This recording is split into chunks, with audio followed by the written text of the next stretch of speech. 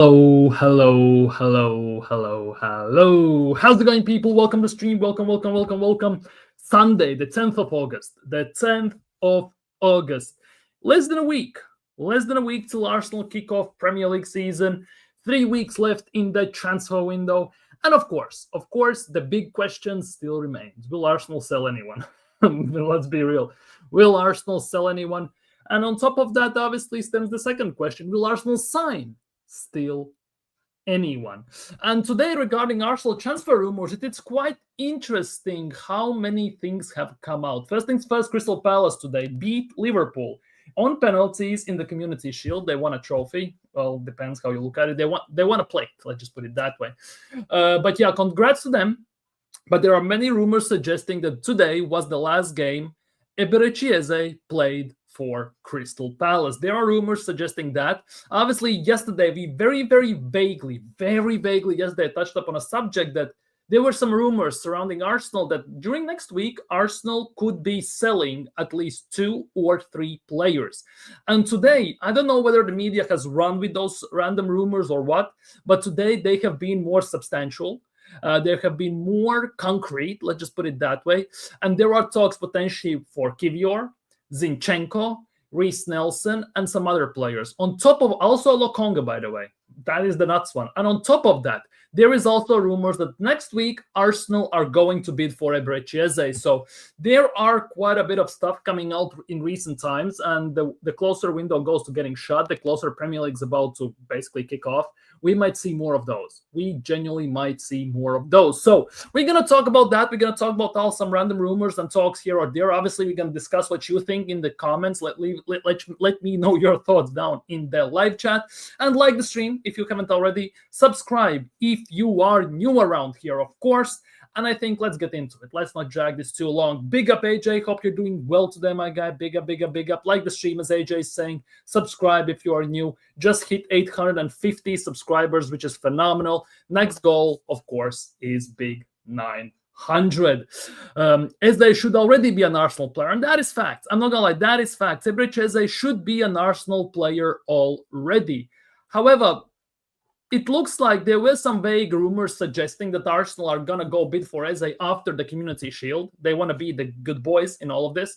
And it looks like it actually has some legs. For some weird reason, it actually has some legs. And we're going to get to that in a second regarding Eberechi Eze and everything. To be honest, we might actually not get into it later. We might just do it right now as we are here, right? Eberechi Eze. Here are the talks, and I'm not so sure if this is tier 1, tier 55,000, tier 9,000, whatever the source is. Let's just put it that way. But there are some rumors suggesting that here it is. Here it is regarding Eberechi Eze. Apparently, Arsenal and Crystal Palace have reached an agreement for Eberechi Eze, a fee of 55 million pounds, 30 million pounds up front and 25 paid afterwards. The 27-year-old England playmaker, hero of the 2024 FA Cup final against Man City, will join the Gunners once Palace secure his replacement. And that is the big thing. How long it's going to take for Palace to secure the replacement? Because that is the biggest question. How long they're going to be all over that? Because it looks like they have actually found some players they could replace Eze with. The question is how long it's going to take them to actually sign that player. But yeah, we were talking about this, and it looks like Arsenal actually could be doing this. And if the fee, if this is true, and 55 million pounds it is, Arsenal have basically let the release clauses run out. And afterwards, they have gotten a discount of 13 million pounds, which overall seems like, I'm not gonna lie, great business. 55 million pounds, pretty much the same amount we signed Madueke for. So if this is true, I will be super excited. Now, the question is, Eberechi Eze comes to Arsenal. Where does Arsenal, Mikel Arteta, envision him playing? Left wing or number 10? Because for me, he is a number 10. Odegaard should hold bench, right? I know that the PR and regarding Arsenal, I have seen countless big accounts, verified accounts, tons of them suggest that Eberechi Eze is going to be a left wing option. Now, the big thing is about this, though, depending on how we play, it still could work. I'm not trying to justify that. I'm not just trying to justify that he should be good at left wing, but I can also see why people would think that. Also, for Crystal Palace today, he played left wing, left attacking mid type of role, and he looked very decent today as well. Obviously, he got shoved off the ball on a few occasions at times, but he overall had a very decent game. Now, obviously, the penalty he took a shot on was embarrassing. Let's just say it as it is. That run-up was, as well, embarrassing. Unfortunately, as well, he didn't score. Alisson made a good save. But ultimately, if this is true, I'm actually not that annoyed with that. 55 million only. The question is whether that's going to happen or not. Eze, Wharton, Mateta, Mitchell should all be Arsenal players. Like, we don't want a Crystal Palace 11, but Mitchell on free should be for the left back spot. But signing Mitchell for free, right? Then raises the question, why the hell we didn't keep Kieran Tierney, right? The question is why the hell we didn't keep Kieran Tierney. Wharton at Arsenal would be a nice addition, 100% in the midfield role. Mateta as a backup striker for Gyökeres also would be fantastic. I don't think Havertz is the one. I think Havertz should be sold. Obviously, we're not going to do it, so hence we are stuck with him, unfortunately, so we have to live with that. Nonetheless, he scored a great goal against Athletic Bilbao. I have to admit that. He scored a great goal against Bilbao Athletic. I have to admit that. Whether that's going to change or not, whether that's going to give him some confidence boost or he's going to hit a purple patch or something like that, who knows? The thing is, though, I really, really, really hope that goal Havertz just scored against Bilbao doesn't justify starting him again at Old Trafford. I really hope that doesn't change Mikel Arteta's mind and he makes him start. Let's just put it that way. I'll be honest. Big up Hyper Protagonist. Hope you're doing well today. And big up Staholm Gunnar. Big up Sweden. Big up Sweden. Hope Sweden is doing well. Bring Eze home. 100% agree. Bring Eberechi Eze home. Ex-Arsenal. We cut him from our own academy. And I think he definitely should return home. He is a good player. Let's be real. He is a very, very good player. Very direct, very forward-thinking, something that we are missing from our number 10 spot, in my opinion, from that midfield spot, 100%. As you can see, as soon as when Yeri or Max Baumann play, they play instantly straightforward-thinking football, and it really changes dynamic, the way we play, and it helps us massively. Let's be real. So I would hope that when Eberechi Eze comes in, and we actually play him as a 10, not as a left wing, that would be a fantastic option. That would be genuinely very, very fantastic option. Big up, Gavin. Hope you're doing well today, my guy. 11 likes. Big up, people. Big up. Like and subscribe if you haven't already. 11 likes. Big up, people. Smashing it. Absolutely smashing it. But yeah, Eberechi Eze at Arsenal. I don't think there isn't a Arsenal fan who would say no. Obviously, I'm speculating here, but from what I can see in Arsenal's fan base, or what I have seen on social media, in group chats, on other streams, videos and everything, everyone is in favor of Arsenal signing Eberechi Eze. The question is, will that bid come soon enough? Will Crystal Palace drag it out, whether it's going to happen? Because we just saw that it also depends how quickly Crystal Palace can find a replacement for Eberechi Eze. And it's quite understandable. Let's be real. Premier League kicks off in less than a week. And you don't want to lose one of your key players, given that also Mark Gehi just got injured in Community Shield, by the way. He just got injured, which also could put a crossover his move to Newcastle, maybe Liverpool, something like that. Who knows? But ultimately, yeah, people, we will have to wait and see. We literally will have to wait and see. But that is, I think, it's literal and utter hopium, copium, and all this stuff. Now, some news regarding outgoings. Because this should be massive. This is talks about Zinchenko. This is coming out from Napoli. Literally, it's coming out from Napoli.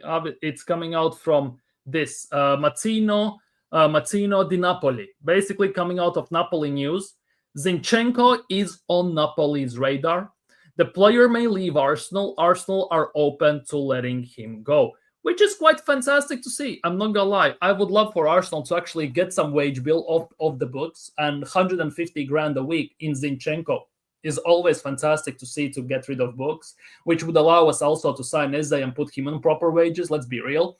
And it also would open up some room for us to sign players, because if I am not mistaken, at this stage in Arsenal's summer transfer window, we have everyone maxed out. We are 25 for 25. And for us to sign a player, we kind of need to sell a player, right? It might not also be coinciding with the fact that we need money, but mostly that we don't have any slots, basically, to sign a player and register him to the Premier League. That is the big thing, potentially. And Zinchenko going out and Eze coming in makes a lot of sense to me. Zinchenko, yeah, his time he's gone at Arsenal. I really believe so. We kind of, I don't want to say outgrew him, but let's be real, we outgrew him in one season in half a season. Let's be real. He started as a left back. He inverted a lot. It looked fantastic in 22-23 season. But when he got nutmegged by Trent, we lost to Liverpool, or drew to Liverpool at that game. My mind is blanking a bit on that one. Yeah, it was all downhill from there. And for me personally, I have nothing against Zinchenko himself. My issue is the fact that he plays left back. I'm going to be honest with you, because Mikel Arteta puts him at left back just so he can invert, which obviously in the way and style and system how Mikel Arteta wants to play works like a charm. Let's be real. But at the same time, we as fans in this instance judge him as a left back, and he is not good enough to be a left back. Have you noticed that when we play Zinchenko in the 8 or in the 10 role, we never complain about him? We have only praised him. He's direct, he does risky passes, he tries to break the lines, he takes shots from outside the box and everything, just like for Ukraine. At midfield, nobody has issues with Zinchenko. But as soon as he got played at left back, there were issues. Instantly, there were issues. Literally, there were issues. So I'm kind of getting it. And Zinchenko leaving would definitely help Arsenal in many ways. Honestly, we need to get the Italian Tommy out of our club. Yeah, Calafiori, that is another one. With Calafiori per se, we are not going to sell him. As much as many people don't trade him, don't want him at the club. Yes, we will, I guess, need to sell him, right? At the same time, one season, I think, is not enough. Like, he was mostly played as a left back. I still don't see him being a left back. However, when we played against Athletic Bilbao and we played Calafiori as a left back, you could see something different.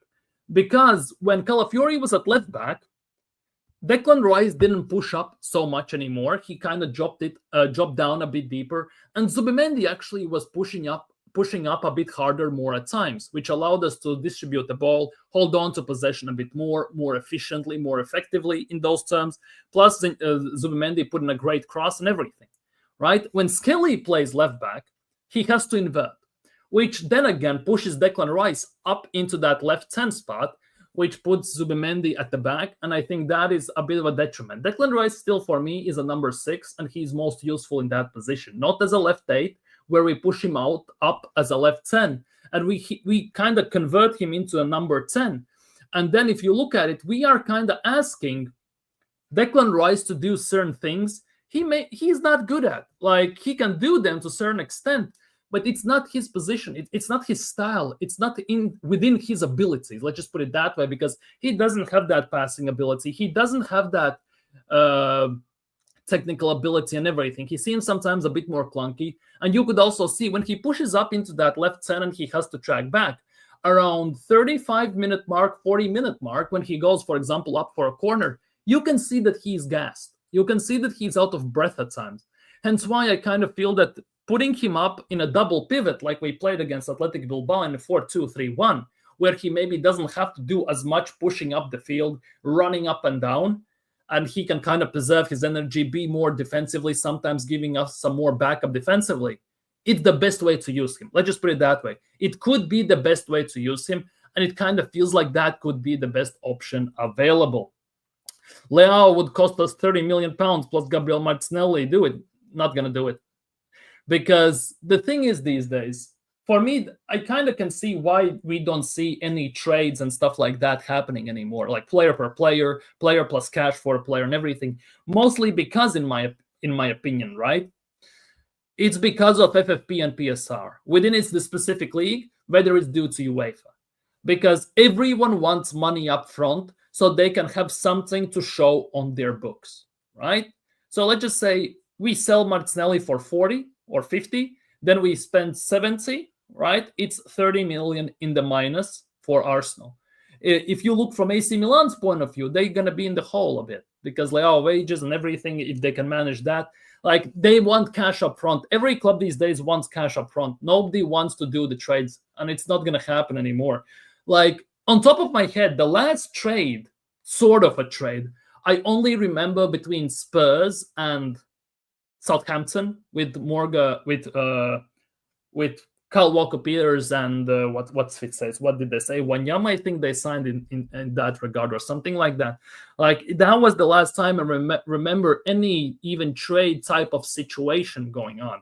People want money up front these days, so we cannot do these Martinelli plus 30 million and they take him. Like, it's not going to work like that unless the club really themselves sees it that way or wants them that way. Eze has all the attributes of quality player, and he can bridge the low blocks for us together with Odegaard. I'm not so sure about Odegaard, but Eze definitely has those abilities, in my opinion. Odegaard over the years has shown that he doesn't have those abilities to extent which Arsenal should be having them. Let's just put it that way. With Eze coming in, that would definitely take more pressure off Odegaard. With Gyökeres up top, we already saw against Bilbao that also Saka had more room because the defenders could not just solely focus, let's just say, on the right side. They also had to put attention to the left side, which again opened up the legs for Bukayo Saka to some extent. So in those terms, I can see the reasoning why. At the same time, Odegaard, I don't know. For me, he has to go, or at the worst case scenario, hold bench, right? At the same time, it's very hard for Odegaard to be worse than he was last season. So there is quite a bit of riding on him and Martinelli this season. Big up, Jackie. Hope you're doing well. Big up, big up, big up. The injuries, bro. I don't want that in the squad because they went and got Kieran Tierney, so he must go as well. True, but it's not going to happen. 1 year, I don't think it's enough. Big up, Mike. Big up, Mike. Hope you're doing well. Big up, Pepper. Big up, Peppermint Freedom. Hope you're doing well today, my bro. Hope you're doing well. Opening up legs for Bukayo is a wild statement. Yeah, true. Yeah. Pause and all that. Not gonna lie, pause and all that. But you'll get what I mean. Because Gyökeres likes to drift out a bit to the left in the box, which means that also center backs and defenders kind of have to deviate their attention to that spot, which means they cannot only focus on the right, on Odegaard, Saka, or whoever, Ben White or Timber overlapping, which again allows more open spaces and more chances for Saka to create, potentially Odegaard, and even overlapping for defenders to create in those terms. But yeah, Zinchenko linked with AC Milan, which is actually quite nice to see. Potentially some players might be going out. Now, if we move on, there are another player that potentially could be leaving. That is according to Gazzetta dello Sport, which is, again, Italian site and Italian teams. AC Milan just sold Thiav, a German center back, to Newcastle, right? It got announced today and everything, or yesterday even, now on top of my head. It doesn't matter, let's be real. It genuinely doesn't matter, right? But Thiav got sold to Newcastle and they need a replacement. And apparently, according to Gazzetta dello Sport from Italy, AC Milan apparently have Kiwior as one of their options to replace Thiav, but the deal is very complicated, apparently, because Arsenal want 35 million euros, which is about 32 million pounds. Let's not forget Arsenal bought him for about 20 odd million, right? Pounds. So 10 million profit would not be the worst in that instance. Then again, if we look at the situation at Arsenal, Kiwior is the backup for Gabriel. We still don't know how Gabriel will look throughout the season as a backup, as a starter, coming back from the injury. And for me personally, that for me is the biggest issue here. We have seen Kiwior as a center back. He has some very awful moments when he gets caught out and we tend to concede from those situations. We have seen it already recently, right? At the same time, he has proven himself that he can be somewhat decent replacement to Gabriel. And on top of that, we have seen what he can do as a left center back. We have no idea what Calafiori can do at left center back. And Calafiori is also injury prone, which then again means that if we sell Kiwior, we are kind of again left short defensive-wise, especially for the backup of Gabriel. Yes, Mosquera can play there because he has played as a left-sided center back for Valencia last season quite a bit. Let's be honest ourselves. At the same time, Kiwior, no matter how you look at it, he is a bit proven in those terms. But there's a big counter argument. Kiwior had a very good end of the season last year replacing Gabriel. His value, arguably, for Arsenal at the moment is at its peak. You could argue this is the best time to sell him because you should strike whilst the iron is hot.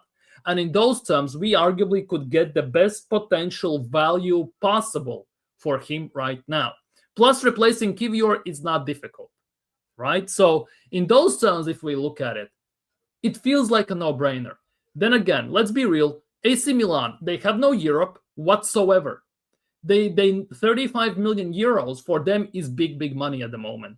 Genuinely big money. And they could struggle to cough it all up. Yes, the club, it's a myth that the clubs are broke. At the same time, the club is not broke as well. Let's be real.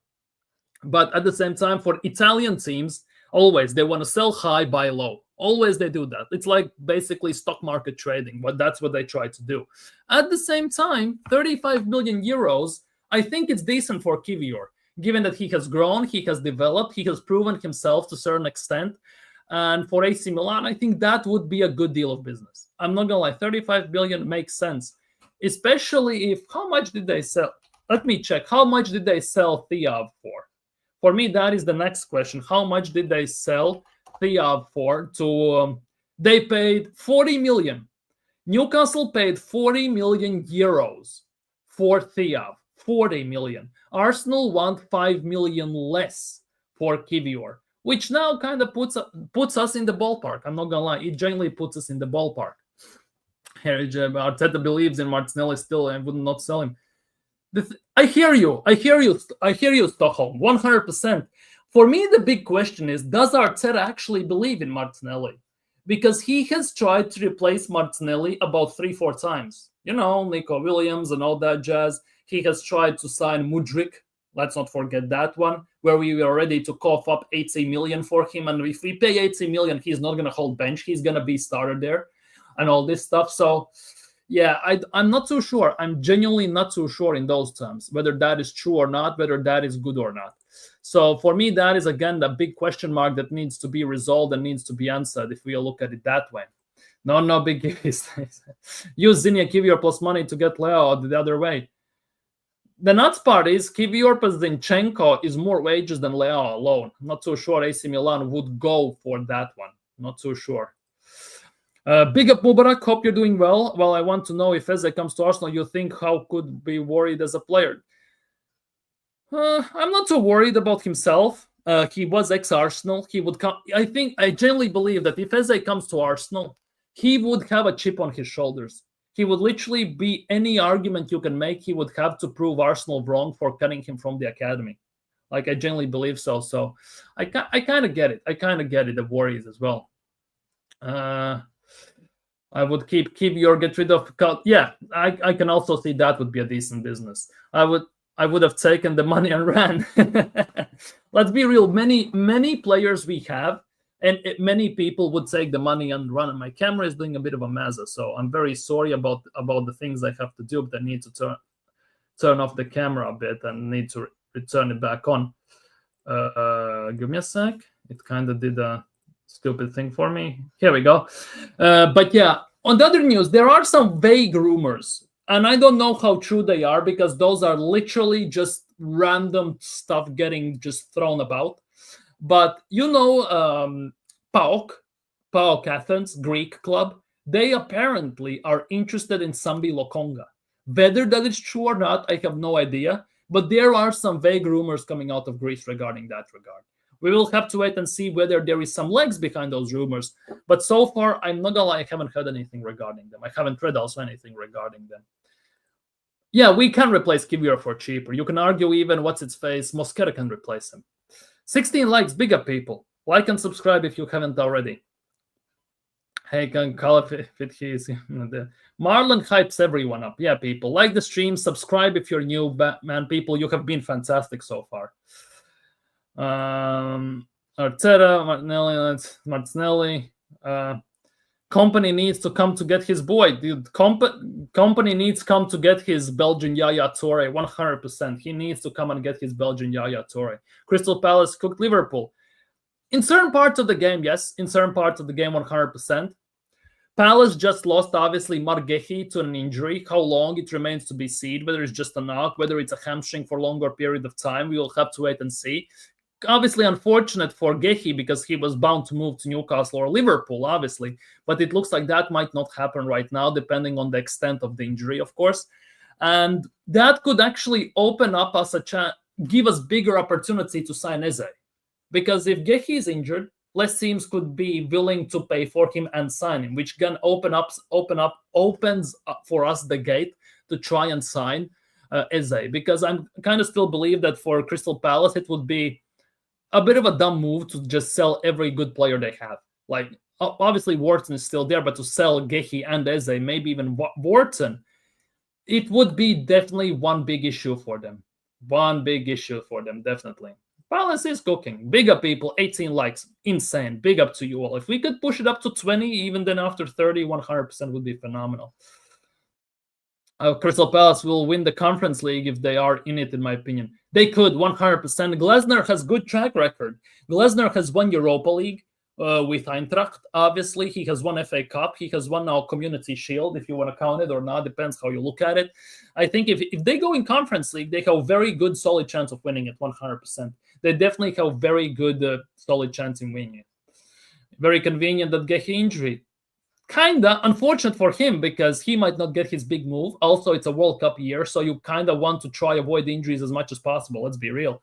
So in those terms, definitely is not for them. They are cooking. Glazner ain't no phase, is he? No, he's not. Glazner is in phase win now, win quick, and rewrite history at Crystal Palace. That's what that phase is he in, and he is doing a very great job. If Glazner wins that Conference League, I would happily take him as well. I can see that. To be honest, it will be very interesting to see how that goes. But yeah, if he wins, obviously. Anyways, some Captain Obvious news. Let's just put it that way. Captain Obvious news. Glazner is in win trophies phase. Exactly. He wins trophies. Look at this. Look at this. Look at this. There is mutual recognition up to the boardroom level at Arsenal that the club must improve at selling players moving forward. Well, thank you, Captain Obvious. It's not like we've been saying this for the last decade and a half, haven't we? Our still biggest sale is like Oxlade-Chamberlain and stuff like that. Stating the obvious, Michael Owen settings. Literally. Mutual recognition up to the boardroom level at Arsenal that needs to improve on selling players. Well, no shit. Chelsea can sell 300 million worth of players in one window. We sell 300 million worth of players over 5 to 10 years. You can see the issues here, can't you? Seriously, you can see the issues here, can't you? Genuinely stating the goddamn obvious, aren't you? Like, some of this stuff is actually wild they come up with. Serious talk. 2 trophies in less than a year. See what the real manager brings to the club. Exactly. Get him out. Duh, should have been happening a long time ago. Hence why we can't raise any money. The extra signings. Exactly. Hence why also, even though we are in good relations with FFP and PSR and all that crap, you really want to tell me that selling, let's just say, 100 to 120 million a window wouldn't help us? Especially given the instance that we spend about 200 million a window, we sell for 120 or even 100, let's just put it that way. We take half of it off, that wouldn't help us? Come on, man. Chelsea make 100 alone on sold players and we give them half of it. Chelsea have already made 200 plus million from sales this window alone, and it's projected that with the sales they are about to make in the next 3 weeks, they will make about 300 plus million from the sales. 300 plus million. Like, it's insane. If Renée Slegas wins the Women's Premier League or Champions League, give her the men's job. Well, to be honest, like, it's very hard to argue with that, isn't it? Anyways, this is the big news. I don't know whether it's true or not because it's not a reliable source. It's not tier 1 source. It's not tier 2 source. It's a tier trust me bro source to some extent. I'm not gonna lie. This source is a bit of a yikes one. I'm not gonna lie. So there are definitely some questions that need to be answered in those terms. Anyways, some comedy news. We know Arsenal love comedy, so here it is. Mikel Arteta, apparently, has asked for the tunnel cover to be removed at the Emirates as it muffles the roar of the crowd and makes it less intimidating for the opposition. I'm sorry, what? Seriously, what? It's like you take a roof of the house, you sound louder. Basically, that's what he's saying at the end of the day. Like, what are we doing here? Like, seriously, it's just Comedy Central regarding Arsenal, isn't it? It's genuinely just Comedy Central sometimes regarding Arsenal. Mikel Arteta has asked for the tunnel cover to be removed at the Emirates as it muffles the roar of the crowd. Like seriously, what the hell are we doing here? Like, serious talk. If, like, I don't even know how to describe this and respond to these statements and stuff Arsenal are doing. Like, what? Like, no wonder people laugh at us. Like, seriously, what is this crap? What is this crap? Removing a roof is going to make us play better? Our opponents are going to be shaking in their boots or something like that? Why do we need that? Because according to Top Gunners, we are scintillating and dangerous anyways. So why the hell do we need to remove a roof of the Emirates because it muffles something? Like, what the hell is this crap? How and why do these stories keep coming out? I have no idea. You have that trophy that hasn't been lit up and all this stuff. You have a roof that muffles the sound and everything. It's wild. It genuinely is wild. Like, you sometimes when you read this stuff, you kind of think that it's impossible to be and get more embarrassing than that. And then something like this drops out, and then you'll just know, like, yeah, we have hit a new low to some extent. Like, seriously, what the hell are you doing here? This man is a joke of coach and manager. They're still having, I don't know. Genuinely, I don't know. Anyways, let's look at some Mikel music. Mikel music in the building. No Eros. We are just looking at Mikel music. We're genuinely just gonna look at Mikel music at the moment. I'm not gonna lie. Like, seriously, like, we're gonna listen to some Mikel music in general. Like, let's see what Mikel Arteta has said. Mikel looks like I kind of cannot disagree with that, can you? Anyways, Mikel Arteta is delighted with the tools he has at his disposal following the Saturday's win over Athletic Bilbao in the Emirates Cup final. Well, good for him. Our manager was able to bring plenty of quality off the bench as we put 3 past our Spanish opposition without reply. One such substitute was Kai Havertz, of course, had to shoehorn him in there, making an impact with the goal after replacing Victor Gyökeres, who had headed home his first goal for us in the first half. Wara! In every position now, we have a different quality. A lot of players that can play in various positions as well as a lot of versatility, bringing different kinds of qualities and threats to the team, Mikel explained. Well, he explained something. So we are going to manage that in the best possible way to maintain everybody with the right cohesion, hunger, and the fact that at any moment we can change the puzzle and make it very difficult for the opposition. At any moment, change the puzzle. Would be nice if we would see this stuff during games at least once. Mid-game, on changes on the fly. Would be nice if we would see that. But we never do. That doesn't work like that, does it? I'm very pleased with the performance, with the way we played as a team. The cohesion, see, cohesion once, cohesion twice. The fluidity, the dynamism, and the level of threat. See, threat again, where there was another threat somewhere. I know, like, the same words come out that we are able to provide throughout the game. A lot of big individual performances as well, and I'm very pleased with the result and the clean sheet. Very happy with it all. As for his thoughts on the opening goal, which saw summer signings combine as Martin Zubimendi provided delicious delivery, you know. for Gyökeres to meet. Our manager was over the moon. See, Arteta was over the moon. Woohoo! The quality of the delivery from Zubimendi, absolutely top, he said. I think he was incredible today.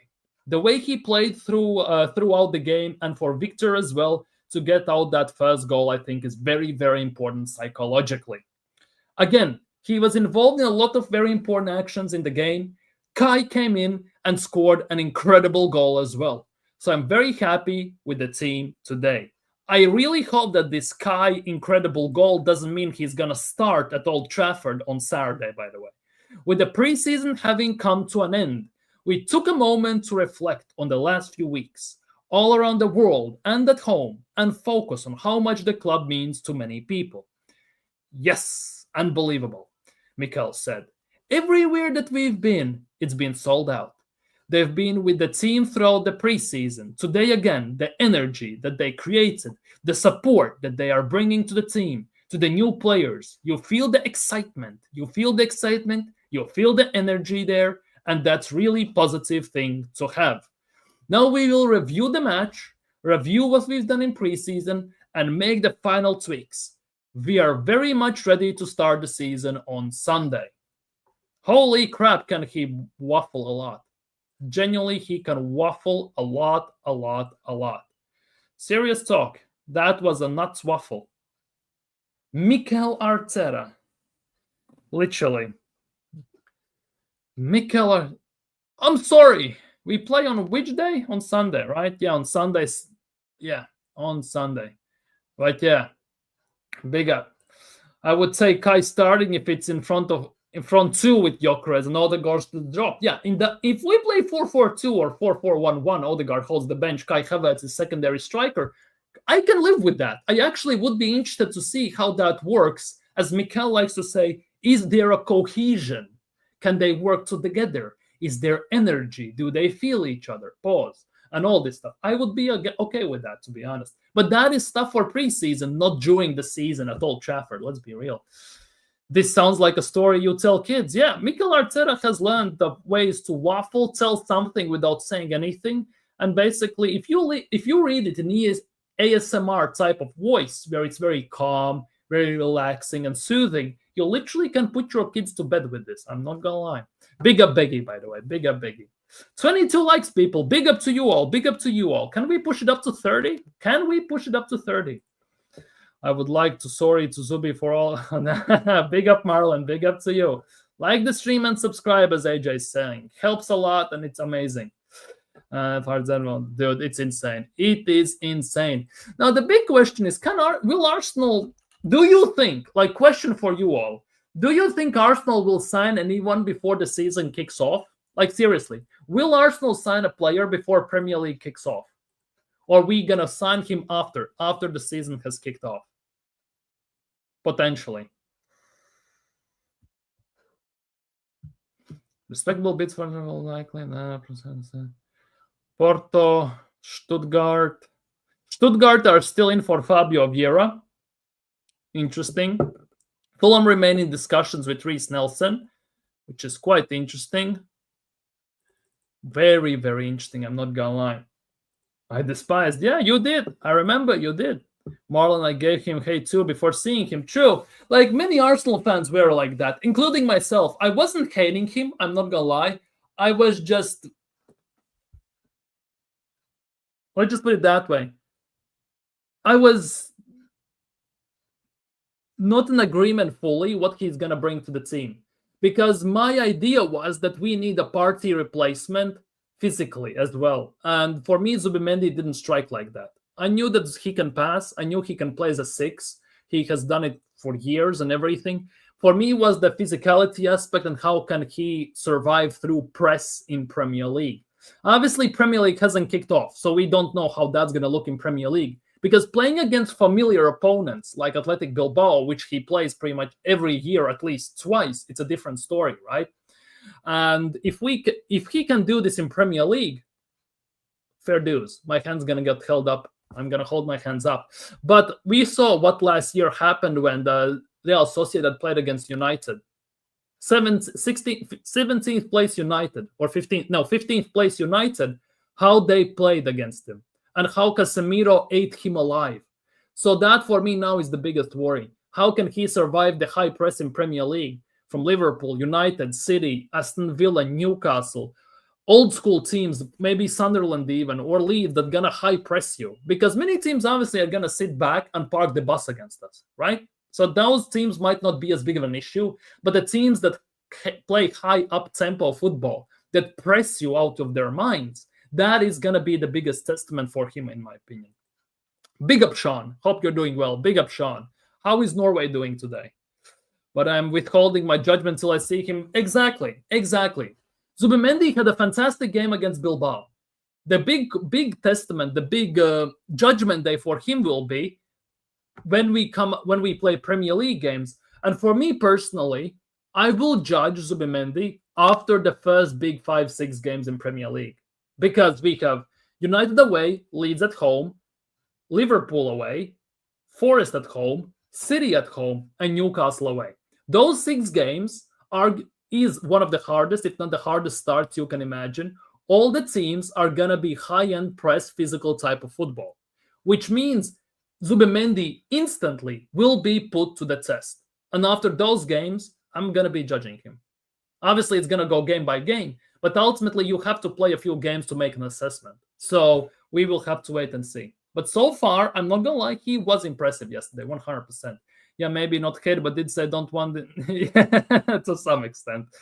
Bro is cooking every match, midfield match. So far, yeah. So far. We'll have to wait and see. Big up Fusion. Big up Fusion. Fusion is not jazz. Big up. No more signing, I guess. But so far, Berta has done a good job. He has done I don't want to say he's done a good job, because good job would entail as well some sales. So far, he hasn't sold anyone. That for me is the big thing.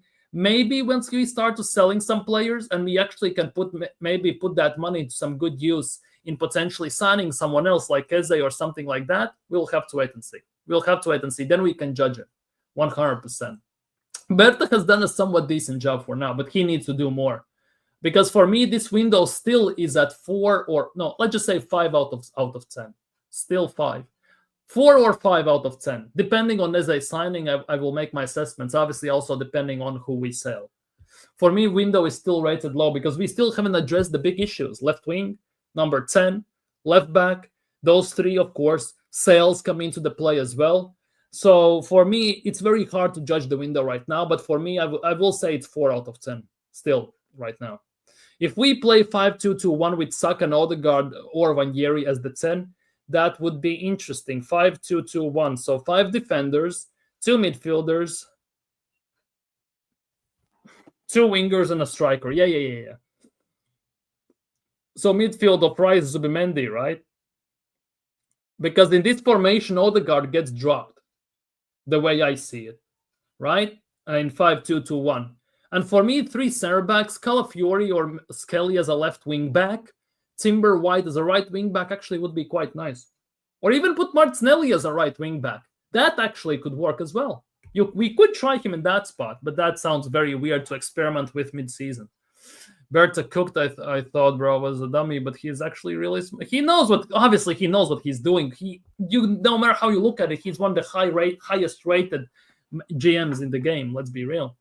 I believe this is where we would deploy a double pivot versus those teams with Rice being closer to him help. Yeah, will it work? We shall see, obviously. Obviously, that is the big thing. I think double pivot is a must in certain games for Arsenal. We cannot just rely on 4-3-3 and leave, let's just say, Zubimendi alone in the 6. But this 4-2-3-1 double pivot we tried against Athletic Bilbao with Calafiori specifically as a left back, which made Rice not actually push up into that left 10 as much, but sometimes actually stay back. And Zubimendi kind of played a bit more advanced to help with the ball distribution. It worked very, very well. Now the question is, once Skelly comes back and he inverts, it means Rice again pushes up. And I think that kind of disrupts our rhythm and fluidity, as Mikel Arteta likes to say, in the attack. Let's just put it that way. But only time will tell. We shall see. The first 6 games, we have very hard start, 6 games. That will tell you how our season is going to go. Whether we're going to win, lose, what we can look at ourselves during the season and everything. The first 6 games, We pretty much play every single thing you can imagine. Every single thing that can get thrown us. Big up, Dio. Hope you're doing well, Dio. By the way, I'm still waiting on your DM, my man. Still waiting on your DM on Twitter. It won't be Zubimendi that's getting flack if the results go bad. Zubimendi is going to highlight that the rest of the players weren't that technically good to begin with, specifically Rice. Exactly. And that's what I have been saying for the longest time. And people say I am just hating on Declan Rice. People in this chat are saying I'm hating on Declan Rice. But I'm not. I'm just saying that we played Rice in advanced state, which pushes him up in the left 10. And thus we are asking him to do things he is not good at doing at certain times, with passing, ball distribution, technical abilities, and all this stuff. And people call me fake fan, toxic, and negative, and that I'm hating on Rice. I'm not. I still believe Rice is better than 6. And him being pushed up in that left 10. We are just asking him to do things he is not that good at on overall level of certain players, or something that we need from that spot, which is kind of holding us back sometimes when we try to create. Because he's also right-footed, not left-footed in those terms. Nelson, Vieira, Jesus, they should go. Yeah, Nelson, Vieira, Jesus, Zinchenko, Lokonga. Those are 5 already. 5 already. Jesus, I don't think we're going to sell, unfortunately. That is the sad part. But hey, beggars can be choosers, right? They're calling it the paella pivot. Fuck's sake. Paella pivot, you know. Bye, but before that, big up, Marlon. Bye-bye. I would say striker was our biggest issue. Left wing, second, third, number 10, and fourth left back. If we sell some players and bring in Eze, I'd give it 7 out of 10 max. Yeah, that is max. If, and it's a big if, we get a left wing like Rodrigo, I'll say 8. Yeah, 100%. Then I totally agree with that.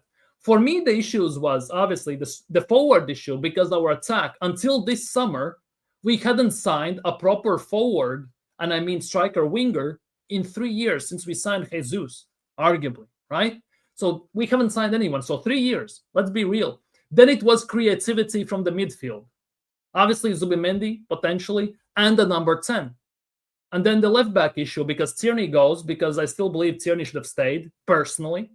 But that's a different story, obviously. And we need a left back, because Calafiori is not reliable enough. Skelly is also not reliable enough. Yes, he did excellently last season.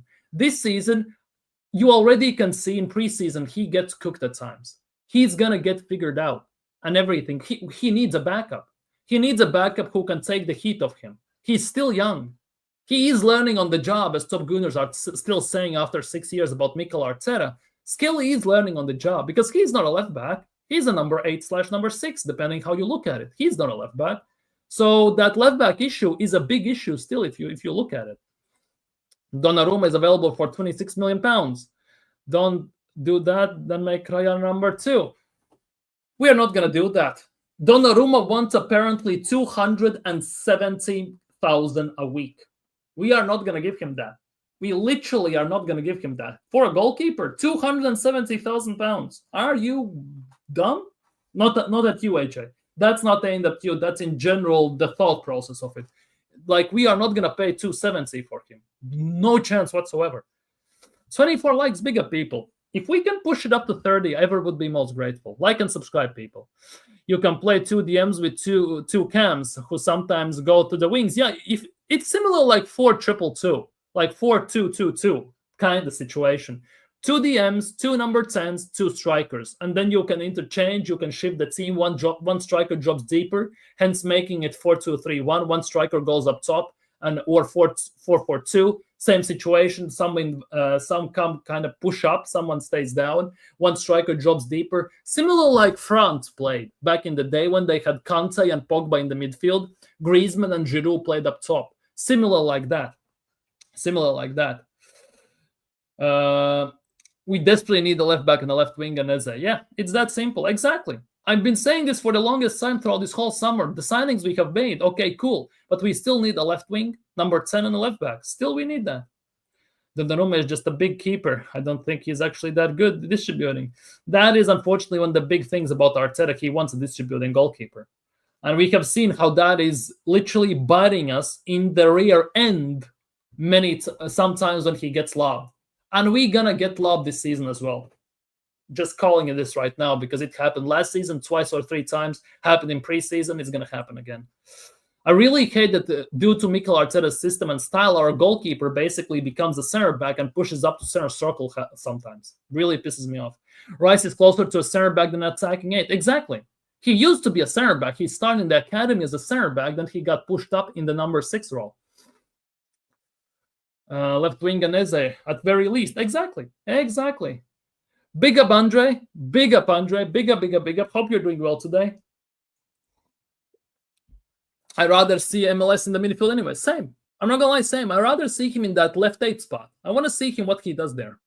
I'd like us to see us sign Robinson from Fulham or Grimaldo from Leverkusen. Yeah, Grimaldo kind of hits me more like a wing back than an actual left back, but that's a different story, obviously. But Robinson would be fantastic. Then again, if we sign Robinson, what was the point of getting rid of Tierney? Like, it makes no sense. Unfortunately, for this manager, he has this fetish where he needs to invest. And unfortunately, Robinson couldn't do that. Tierney couldn't do that, hence why they are gone. Well, not Robinson, but Tierney in this instance. And unless this manager decides to overlap, I don't think we're going to see left backs like Tierney, Robinson, Mitchell, those type of left backs in our team. Do we even have a number 10 this season? Well, technically, we have Odegaard, but that doesn't say much, does it? We have Mangieri, who wants to play in the 10. We have, Max Daumann, who can play in the 10. We'll see how that goes.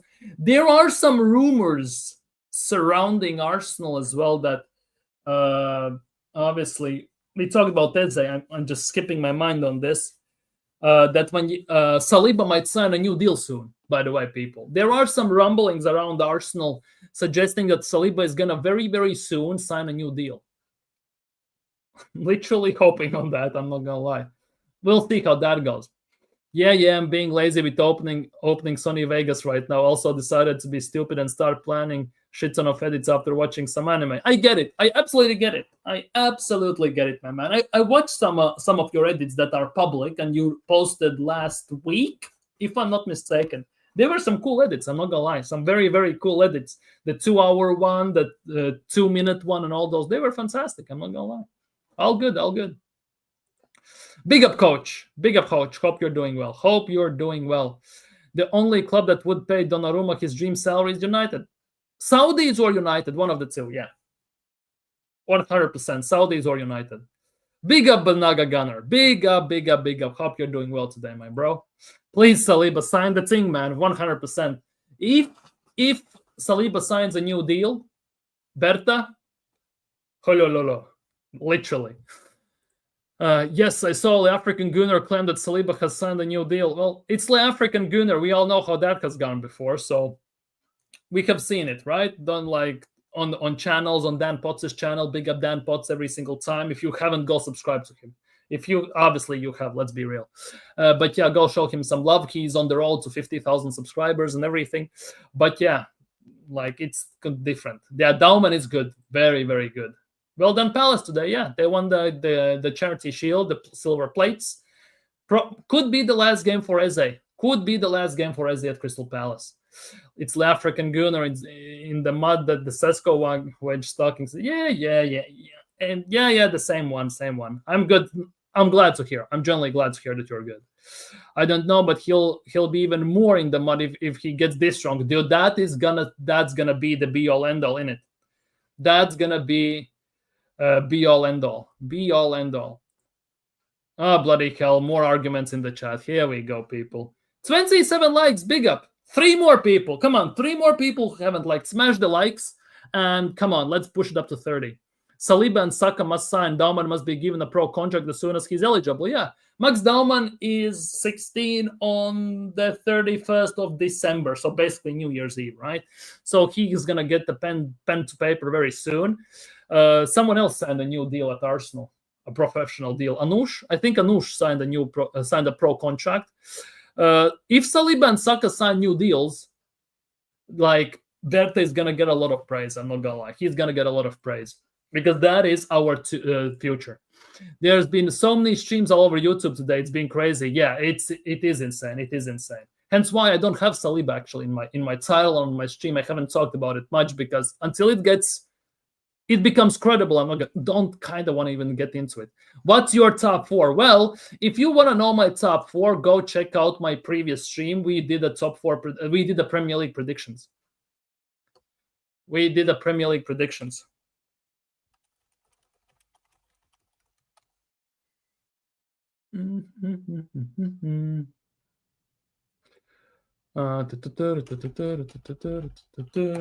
me a second. Quickly.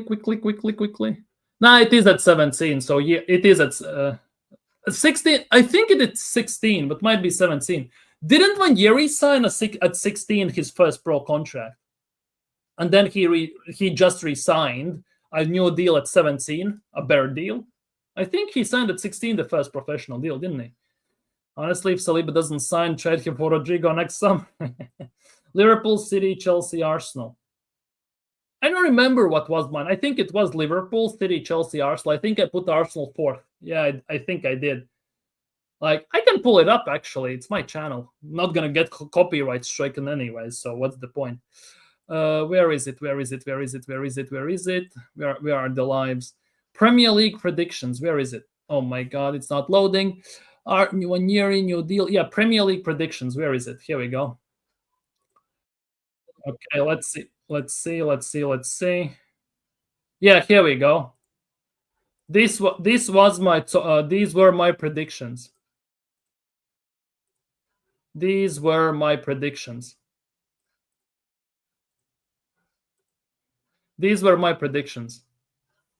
for Premier Leagues next season. Liverpool, City, Chelsea, Arsenal, Newcastle, United, Aston Villa, Spurs, Palace, Forest, Fulham, and you can see the rest, right? But I also put a mini disclaimer on it, the fact that it could change between 3rd to 6th place. It's very tight there. It genuinely is very tight there, in my opinion. It literally could change in those terms. It could change. That's how I saw it, at least. I think it's 16. I think Dauman signed at 16 his first professional deal. I would absolutely not trade Saliba for Rodrigo. The thing is, if Saliba doesn't want to sign a new deal, his contract runs out in 2027, which means next summer he enters the last year of his deal. So at that point, if he doesn't want to resign, we must sell him, because I don't want Saliba to go for free. We must get some value for him. And to let him go for free, that type of a talent, that type of a level of a defender, would be one of the dumbest things Arsenal can do in general. I'm not going to lie, so kind of don't want that. I'm pretty sure pro contracts start at 17. You can sign a pre-contract at 16, which triggers when a player turns 17. I think that could be the case. I think something like that was with Ranieri. I think, but don't quote me on that one. If Saliba doesn't want to stay, yeah, we must get something for him then, because we need money to replace him as well. Let's be real. When Yeri signed his pro at 17, so that was the pre-contract agreement. It could have been, because I think at 16 he signed a deal because he played for Arsenal in Premier League when he was 15. I could definitely be wrong. Yeah, I think it was 16, but people are saying 17, so big up to you all for correcting me, by the way, people. I just subscribed. Big up from Jakarta, Indonesia. Big up, Indonesia. Big up. We are worldwide, people. Worldwide. We have tons of mega gooners out here. Mega gooners. Is that like another name for top gooner, or just big Arsenal fans? Like, serious talk, serious questions. Big up Fusion is not jazz. Big up. Jakarta, Indonesia. Damn. Worldwide, people. Wouldn't be surprised if I am. Your top 4: Arsenal, City, Liverpool, United. Interesting. Well, I'm not gonna lie. From your mouth to God's ear, or whatever religion you are in, to that year, basically, we win the league. I hear. I think City end up 4th with Rodri out now. Is Rodri out again? Is Rodri out again? Yeah. Rodri suffers an injury setback. Oh, big up Vigilante for the raid. Big up, my guy. Big up Vigilante. Hope you're doing well. Somebody please drop Vigilante's a link in the chat. Big up, people. Big up. Rodri has suffered injury setback and will be out at least until mid-September. So we're going to play City without Rodri at home, which is quite interesting.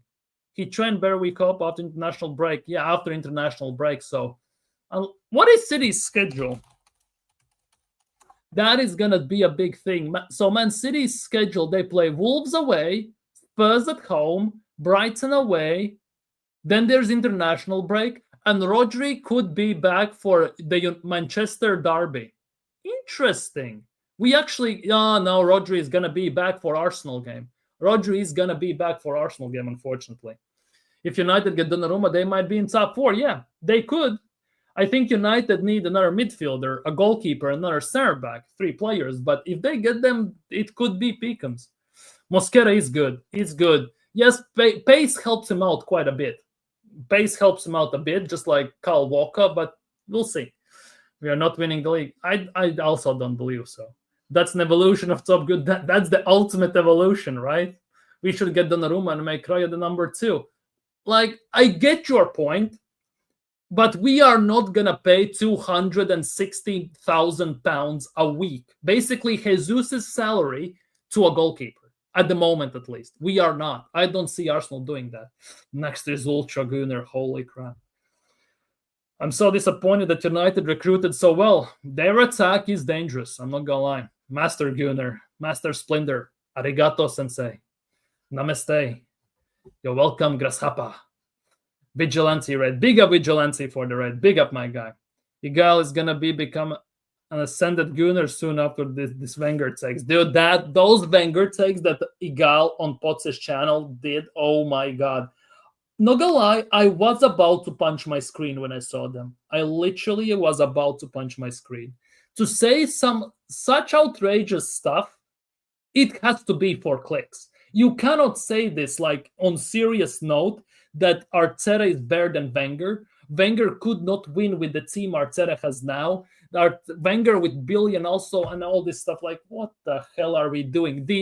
Him saying that these 5 years, 6 years almost under Arteta are better than the last 5 years under Wenger. Oh my God, it's sheer and utter disgrace towards Arsene Wenger, to say the least. Yeah, he had a setback. Ah, damn. Unlucky for them. Mega Gunners means loyal Gunners who would put Arsenal crest on their tombs when they die. Ooh, big up to you all. So you all are Arteta in or Arteta out, or you whatever helps the club to move forward, or how that goes. Yeah, here is Vigilante's link. Go and subscribe. Vigilante's gaming channel, and he's also a big regular channel. Go subscribe to him, show him some love. What you know about Malik Fofana, because his news trending at Arsenal officials in France to complete the deal. Malik, which Fofana is that? I know too many Fofanas in footballing world. He's a Belgian footballer who plays for Lyon. He's a forward. He's a winger. He's one for the future. He's 20 years old. Is that Fofana? Yeah, it's that Fofana. Okay, cool. He plays left wing, right wing. He's about 25 million. We'll see. Haven't seen him much. I don't watch La Liga as much as I watch other leagues. If you ask me about La Liga, Bundesliga, Serie A, even to some extent about Spanish second division and places like that, I know much more. Big up, Vigilante. Big up. Thank you for the raid, my man. Big up to you. Yeah, and here's Vigilante's second channel. He talks about sports there, football and everything. Go subscribe, show him some love, people. I'd be very upset if United go get Baleba. Not too worried about Cunha or Sesko. Buemo is the only one I think is a top signing for them. Well, time will tell, because the way United are doing things right now, the way they have signed players right now,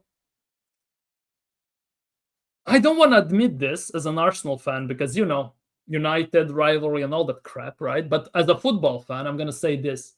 If United, next 2 signings, if they get them right, they could be a problem. Let's take, like, Amorim can do the job. They have players that can do the job. If they get the next 2 signings, and I mean goalkeeper, and an arguably a number 6 signing on the money, and maybe as the defender as well, they could be a massive problem coming to the future. Because their attack is sorted. They have Bruno is staying. They just need some pieces here or there, but they don't need much. Literally, they don't need much. Coach mentioned ascended. 32 likes, big up people. Much love. Those Wenger takes those were nuts. Like and subscribe, people. Like and subscribe, as AJ is saying. Watching it live was even more wild. The chat went into a frenzy. It was insane. Even Hooks was just pissed off to the hell to a maximum extent.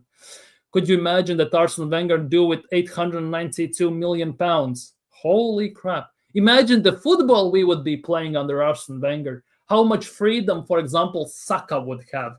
What type of one-touch football we could play and everything. Like, imagine just, 33 likes, big up people. We finally have death. I'm excited for the season. Let's see. Big up TK. Hope you're doing well today, my guy. Go subscribe to TK. His channel also should be in the chat. If Wenger isn't winning with a billion, then we must just be cursed. Dude, Wenger could win with less than that. Wenger was winning FA Cups with literally spending 2 grapes and an ox on a player. That's about it. 2 ants and a seagull on a player, basically. He was winning like that. Here is TK's channel. Go show him some love, people. Big up, Vigilante. Big up. Give Arsene Wenger 892 million pounds and we win domestic treble. Potentially. Yep, Wenger cleans up with that level of budget and backing. Exactly.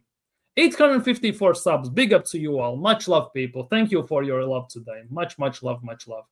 If Wenger isn't trying to gaslight us into calling Bramal 85 having potential to be first teamer, he's probably winning the league.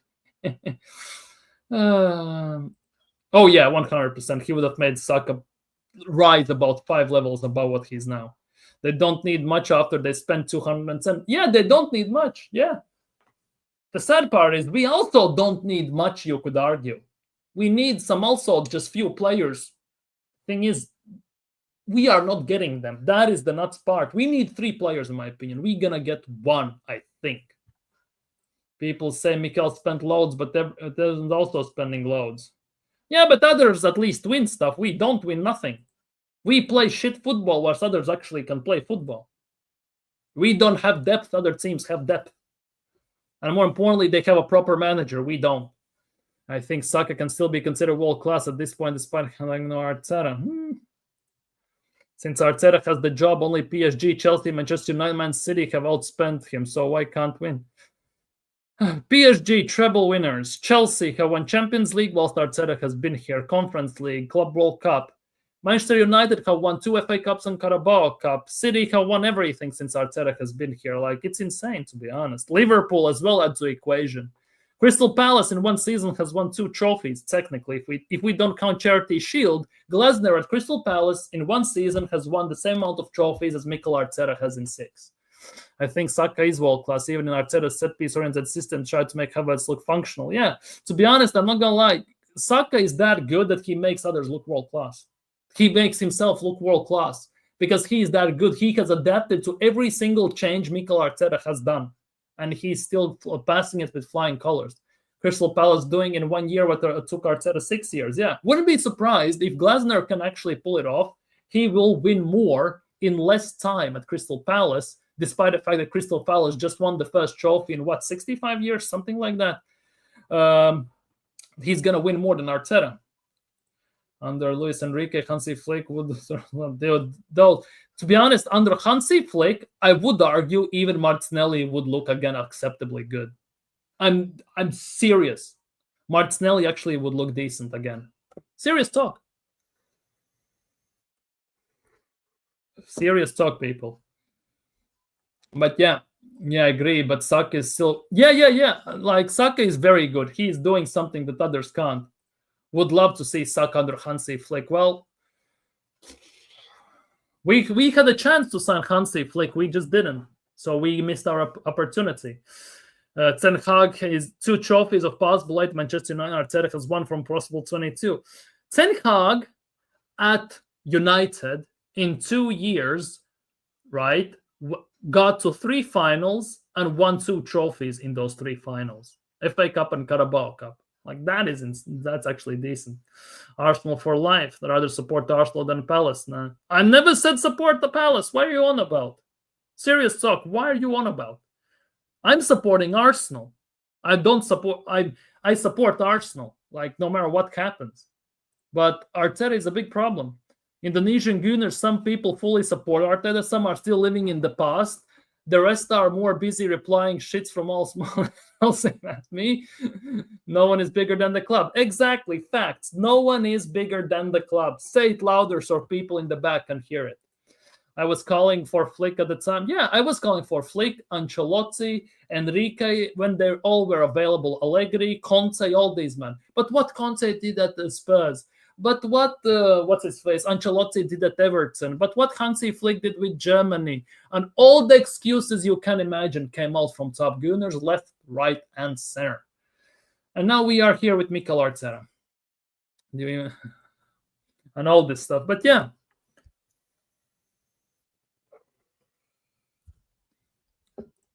I would love Conte just to see him exposing the board. Imagine the scenes.